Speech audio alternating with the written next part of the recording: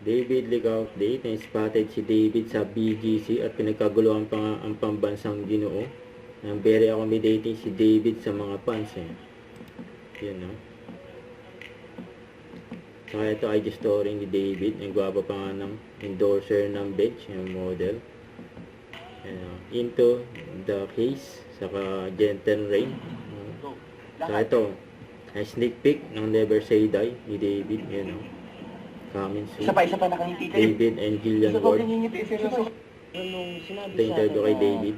in a sense, crossover nga to, na para ma-introduce yung character ko sa Sanggang Dikit onto the next teleserye, which is Never Say Die.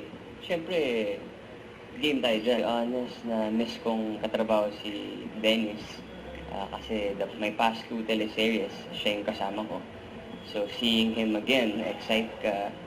Kasi siyempre, di mo everyday makakatrabaho mo si Dennis eh. Diba? I really had to study every time na I step onto the scene, parang I have to step up. Yun no. Diba, siyempre. Don't forget to subscribe, click the notification bell for more updates. This is with Charging Action Vlog. Stay tuned for more videos. See ya.